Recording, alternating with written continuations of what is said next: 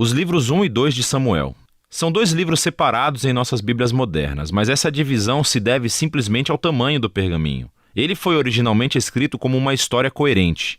Nesse vídeo, nós vamos abordar somente o livro 1 de Samuel. Depois que Israel foi resgatado da escravidão no Egito, eles fizeram um pacto com Deus no Monte Sinai e finalmente chegaram à Terra Prometida. E ali, Israel deveria ser fiel a Deus e obedecer aos mandamentos da aliança. Antes do livro de Samuel, os juízes mostraram como Israel falhou feio nessa tarefa. Foi um período de caos moral e mostrou a necessidade de Israel por líderes sábios e fiéis. O livro de Samuel fornece uma resposta para essa necessidade.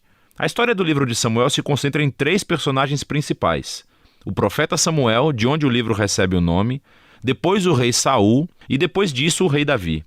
E todos os 3 fizeram a transição de Israel de um grupo de tribos governado por juízes para um reino unificado governado pelo rei Davi em Jerusalém. E o livro de Samuel tem um design fascinante que tece a história desses 3 personagens juntos em 4 partes principais. Samuel, o líder principal e profeta, na primeira seção do livro, também desempenha um papel fundamental na próxima seção, que é a história de Saul. E é narrado em 2 movimentos, a ascensão de Saul ao poder e depois os seus fracassos. A segunda parte é sobre a sua queda e a sua morte trágica. E o drama da morte de Saul é correspondido pela ascensão sensacional de Davi ao poder. E a história de Davi é contada em 2 movimentos. Primeiro, ele conta o seu sucesso, seguido por seu próprio trágico fracasso na lenta autodestruição da sua família e depois do seu reino. O livro conclui com um epílogo que reflete sobre toda a história. Então, vamos ver como isso tudo se desenrola. A primeira parte é um segmento do caos vivido no livro de Juízes. E somos apresentados a uma história tocante sobre uma mulher chamada Ana, que está triste porque nunca conseguiu ter filhos. E pela graça de Deus, ela finalmente tem um filho chamado Samuel. Em alegria, ela canta um poema incrível no capítulo 2. E o poema é sobre como Deus se opõe ao orgulhoso e exalta os humildes. Sobre como, apesar das tragédias e do mal humano, Deus está trabalhando os seus propósitos na história. E também sobre como Deus um dia erguerá um rei ungido para seu povo.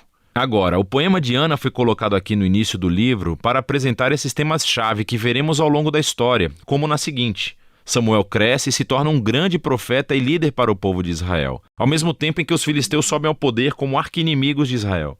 E nessa batalha crucial, os israelitas se tornam arrogantes, e em vez de orarem e pedirem ajuda a Deus, eles usam a Arca da Aliança como um troféu mágico que lhes concederá automaticamente a vitória na batalha. E assim, por causa de sua presunção arrogante, Deus permite que Israel perca a batalha e a arca é roubada. Então os filisteus pegam a arca e a colocam no templo do seu deus, Dagon. E então o Deus de Israel derrota os filisteus e o deus Dagon sem um exército, enviando pragas sobre o povo. Os filisteus não querem mais a arca e, obviamente, a enviam de volta para Israel. E a moral dessa pequena história parece ser isso: Deus não é o troféu de Israel, e ele se opõe ao orgulho entre os filisteus, mas também entre o seu próprio povo. Assim, Israel precisa permanecer humilde e obediente se quiser experimentar a bênção da aliança de Deus, o que inicia a próxima grande sessão. Os israelitas vêm a Samuel e dizem: Ei, queremos um rei como todos os outros povos. Vai encontrar um para nós. E Samuel, que está irritado, vai consultar Deus. E Deus diz: sim, todos os seus motivos estão errados, mas se há um rei que eles querem, então dê-lhes um. E assim somos apresentados a Saul. Saul é uma figura trágica porque ele começa cheio de promessas. Ele é alto, ele é bonito, ele é um candidato perfeito para um rei. Mas ele tem falhas profundas de caráter.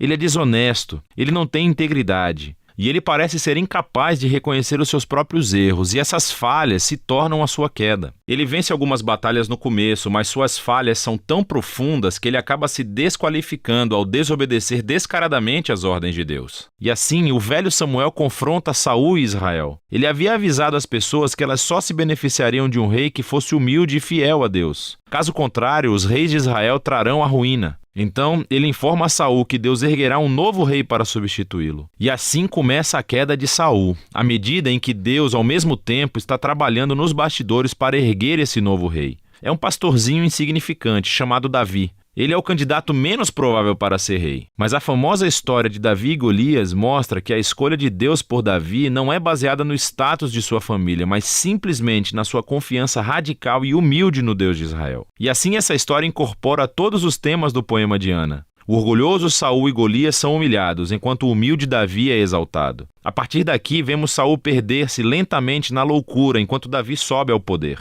Então Davi começa a trabalhar para Saul como general. E ele ganha todas as batalhas e também ganha toda a fama. Assim, Saul fica com inveja e começa a perseguir Davi, caçando-o e tentando matá-lo. Davi não fez nada de errado, portanto ele simplesmente foge e espera no deserto. E aqui vemos o verdadeiro caráter de Davi. Ele tem múltiplas oportunidades para matar Saul, mas não o mata.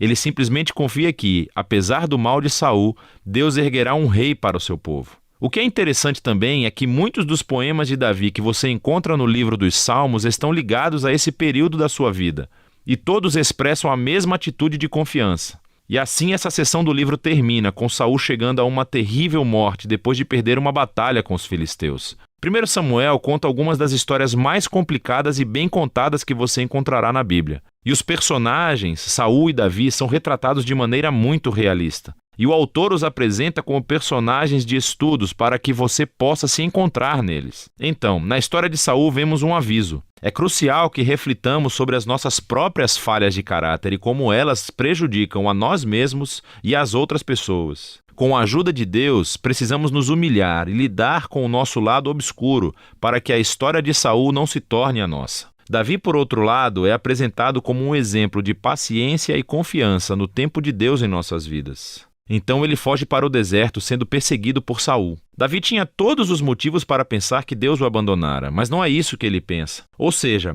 a história de Davi nos encoraja a confiar que, apesar do mal humano, Deus está trabalhando os seus propósitos, opondo-se aos orgulhosos e exaltando os humildes. E é disso que se trata 1 Samuel.